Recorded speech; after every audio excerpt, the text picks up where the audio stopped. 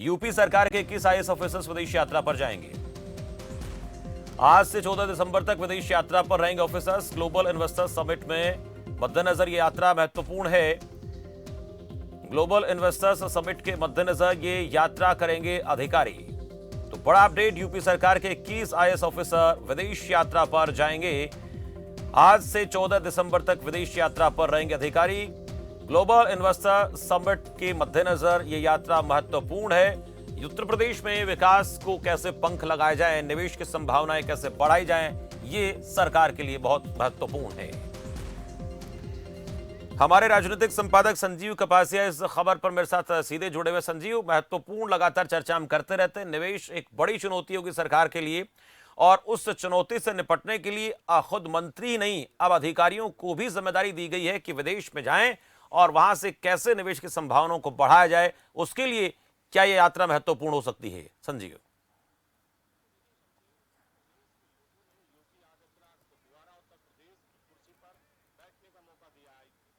मुख्यमंत्री योगी आदित्यनाथ संजीव, फिर से एक बार आप दोहराएं, यहां तक की आवाज में आपके सुन नहीं पाया था। एक बार शुरू से आप फिर से कहें, अब आवाज आ रही है। शमशेर, देखिए, उत्तर प्रदेश के लोगों ने मुख्यमंत्री योगी आदित्यनाथ को दोबारा उत्तर प्रदेश की सियासत की चाबी सौंपी थी और मुख्यमंत्री योगी आदित्यनाथ की जिम्मेदारी होती है कि उत्तर प्रदेश के लोगों को किस तरीके से रोजगार दिया जाए, किस तरीके से उनके क्षेत्र का विकास किया जाए, किस तरीके से उत्तर प्रदेश की कनेक्टिविटी को बेहतर किया जाए। और इसके लिए सरकार लगातार काम कर रही है। उत्तर प्रदेश की सरकार के मंत्री तो विदेश दौरे पर रहेंगे ही, लेकिन आज से उत्तर प्रदेश 21 वो तेज तर्रार आईएएस अफसर विदेश दौरे पर रहेंगे, जो उत्तर प्रदेश में निवेश लाने में थोड़े भी सक्षम प्रतीत होते हैं उत्तर प्रदेश सरकार को। रजनीश दुबे हैं, उत्तर प्रदेश के दूसरे एसीएस हैं, उत्तर प्रदेश के मुख्य सचिव हैं, वो विदेश दौरे पर रहेंगे। इस दौरान वो एक देश में रोड शो में भी शामिल होंगे। उत्तर प्रदेश की बारे में बताने का काम करेंगे कि किस तरीके से उत्तर प्रदेश में कानून का राज हुआ है, किस तरीके से शमशेर उत्तर प्रदेश में कनेक्टिविटी को बेहतर किया गया है, किस तरीके से 11 एक्सप्रेस वे उत्तर प्रदेश में बनाकर पूर्वांचल से लेकर पश्चिमी उत्तर प्रदेश और बुंदेलखंड को जोड़ने का काम किया गया है, किस तरीके से एयर कनेक्टिविटी बेहतर की गई है। आप समझिए कि पूर्वांचल में कुशीनगर में अंतर्राष्ट्रीय एयरपोर्ट का उद्घाटन होता है और लगातार यहाँ पर उड़ानें भी अब जल्दी शुरू हो जाएंगी। तो कहीं ना कहीं उत्तर प्रदेश में कानून व्यवस्था, single window system, Uttar Pradesh में बेहतर माहौल, उत्तर प्रदेश में बेहतरीन कनेक्टिविटी और माफियाओं के प्रति योगी आदित्यनाथ का मॉडल, ये उद्योगपतियों को बताया जाएगा और कहा जाएगा कि आप उत्तर प्रदेश में आइए, निवेश करिए। सुरक्षा से लेकर सम्मान तक सरकार देने का काम करेगी। शमशेर और संजीव, जैसे मंत्रियों का जिक्र कर लेते हैं, विधानसभा सत्र, शीतकालीन सत्र, यहाँ पर भी खूब चर्चा हुई। विपक्ष ने लगातार हंगामा किया कि असली मुद्दों से सरकार कहीं भाग रही है।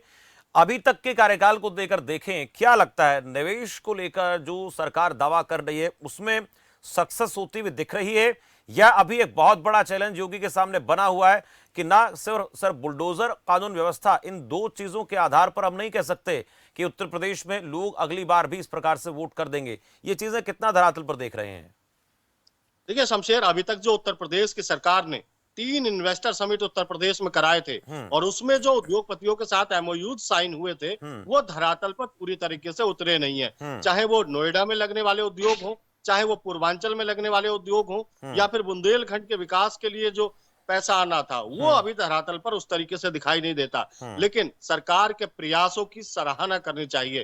उत्तर प्रदेश के मुख्यमंत्री लगातार दुनिया भर के उद्योगपति से मिल रहे हैं। आज भी वो ऑस्ट्रेलिया के उद्योगपतियों के प्रतिनिधि मंडल के साथ उन्होंने मुलाकात की और उत्तर प्रदेश में जल संसाधन को लेकर या फिर पानी को लेकर किस तरीके से काम हो सकता है, खासतौर से बुंदेलखंड जो एक सूखे के रूप में जाना जाता था, वहां पर टैंकर से पानी जाता था, कहीं ना कहीं हर घर को नल के माध्यम से पानी देने का काम किया है। उत्तर प्रदेश में बेहतर निवेश आए, उत्तर प्रदेश के लोगों को रोजगार मिले, उत्तर प्रदेश के विकास में जिस तरीके से गुजरात मॉडल पूरे देश के सामने रखा गया।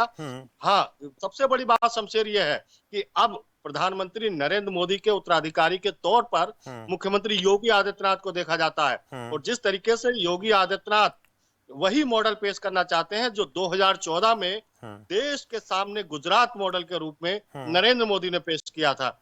हाल ही में जो हरियाणा में एक गृह मंत्रियों का इन्वेस्टर समिट हुआ था, जिसमें देश के गृह मंत्री अमित शाह शामिल हुए थे, उसमें योगी मॉडल की खूब तारीफ की गई।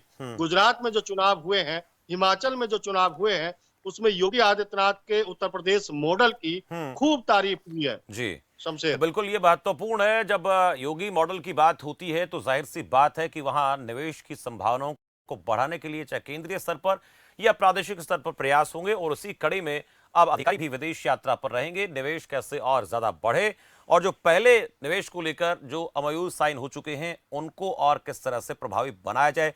शुक्रिया संजीव कपासे पूरी जानकारी के लिए।